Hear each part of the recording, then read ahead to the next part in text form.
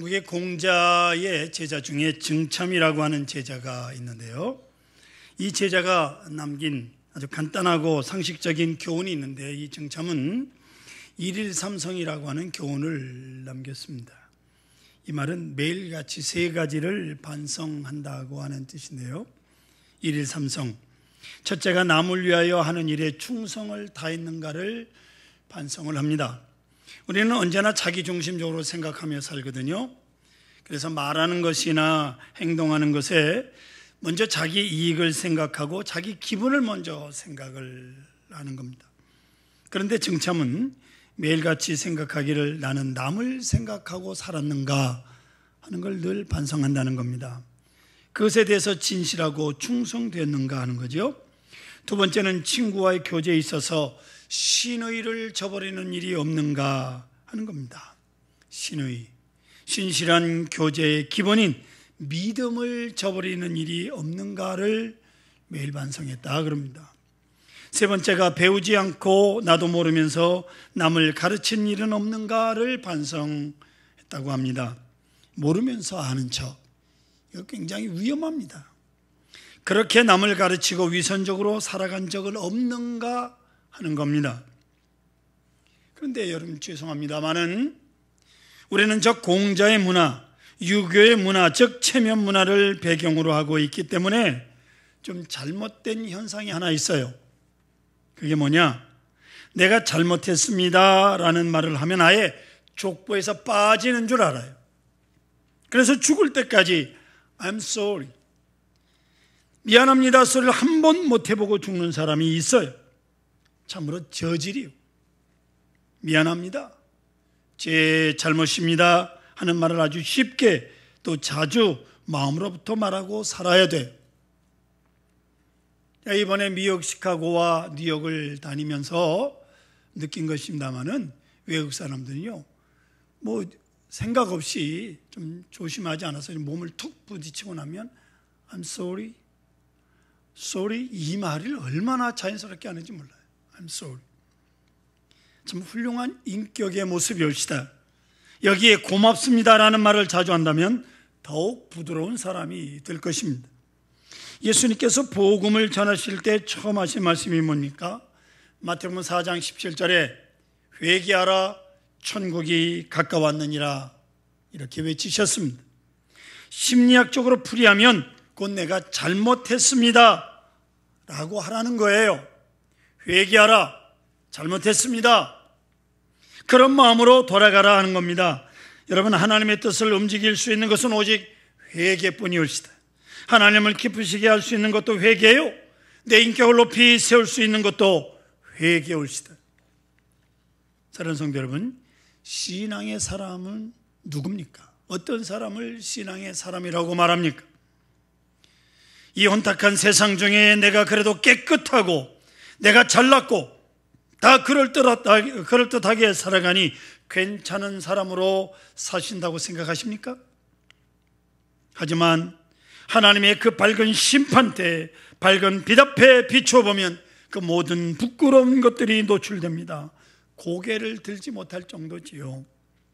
그런 거로 다른 사람은 죄라고 생각하지 않는 것, 뭐 그까짓 것 하고 지나간 것도 믿는 사람들은 안 그래야 되는 겁니다. 다른 사람은 죄로 여기지 않는 것까지도 민감하게 죄로 알고 안타깝게 뜨겁게 회개하고 사는 바로 그런 사람이 인격도 있는 사람이요, 신앙도 있는 사람인 것입니다. 회개의 깊이와 은혜의 높이는 언제나 반비례한다는 사실을 아십니까? 회개의 깊이가 깊으면 깊을수록 은혜의 높이는 더 높고 높아진다고 하는 사실. 어떤 사람은 회개해야 될 줄 알면서도 회개하지 않습니다. 아니, 회개를 하지 못합니다. 죄를 죄로 인정하지 않는 사람이올시다. 모든 것을 환경 탓으로 돌리고 남의 탓으로 돌리는 사람이 있습니다. 뭐가 잘못되면 누구 때문이다 하고 변명이나 하는 체질이, 무슨 일이든지 간에 잘못되었으면 내가 잘못했습니다, I'm sorry, 또 끝나고 말아야 하는데 너도 그렇고 누구도 그렇고 환경이 어떻고, 여러분 이런 뒷말 필요 없잖아요. I'm sorry 하면 되는데, 사과하면서 말 많은 사람 이거 구제불능이요. 아십니까? 이유 없어요. 이거 내 잘못이요, 이것으로 끝나는 것이지 그 다음에 단서가 붙으면 안 되는 거예요. 내가 잘못했습니다, 아주 간단한 말로 끝내야 되는 겁니다. 운명론자들도 회개할 줄 모르는데요, 모든 것을 팔자소관으로 돌려버립니다. 뭐 팔자가 어떻고 사주가 어떻고, 여러분 이거 못 쓰는 겁니다.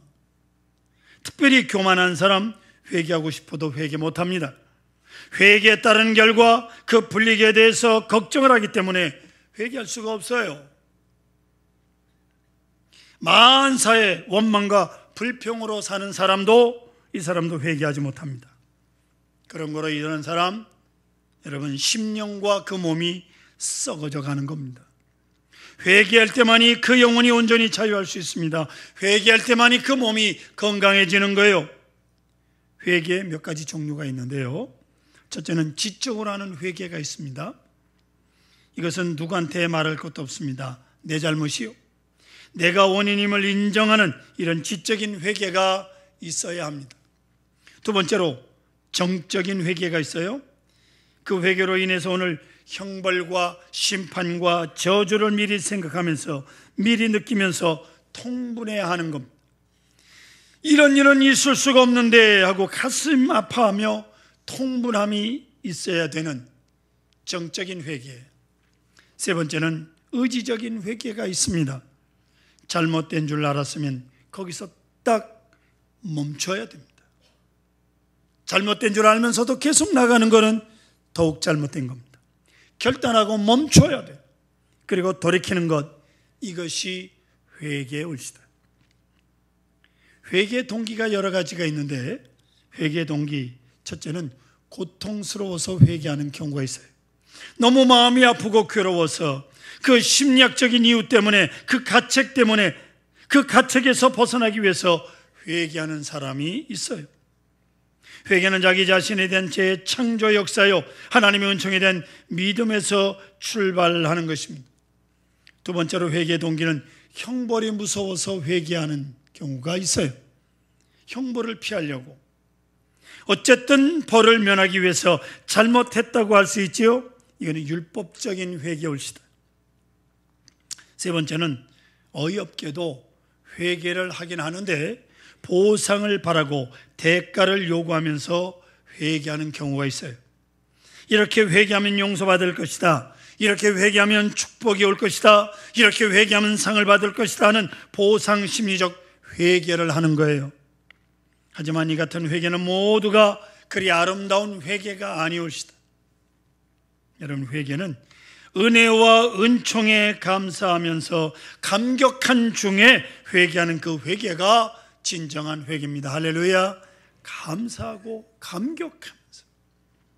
오늘 본문 말씀을 자세히 보면 예수님 우리 인간관계 그리고 회개가 무엇인가를 잘 말씀해 주고 있습니다. 그리고 참 이상하게 엉뚱하게 나오는 한마디의 말이 있는데, 베드로가 물고기를 많이 잡아놓고 하는 말이 주여 나를 떠나소서 나는 죄인으로소이다 라고 하는 말입니다. 나는 죄인으로소이다. 여러분, 이 시간 베드로가 무엇을 두려워하고 있습니까? 매를 맞아서 두려워합니까? 저주를 받아서 두려워합니까? 병이 걸려서 두려워합니까? 아닙니다.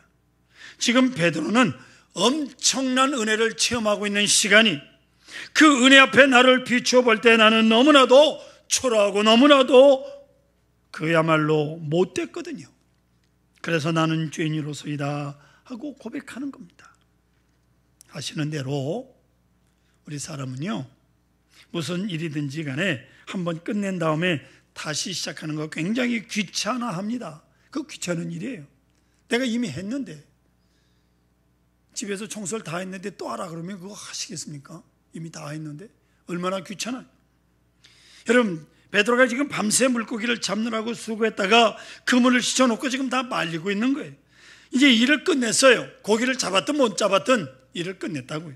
그런데 예수님께서 지금 새삼스럽게 그물을 내리라 말씀합니다. 한평생 바다에서 산 사람들이 그 주님 지금 상식 밖에 말씀을 하는 겁니다. 특별히 예수님의 직업이 목수잖아요. 전문가와 비전문가 차이가 있습니다. 비전문가인 예수님께서 깊은 데로 가서 그물을 내려 고기를 잡으라, 시간적으로나 장소적으로나 지식으로나 경험으로나 전혀 이해가 되지 않는 말씀이에요.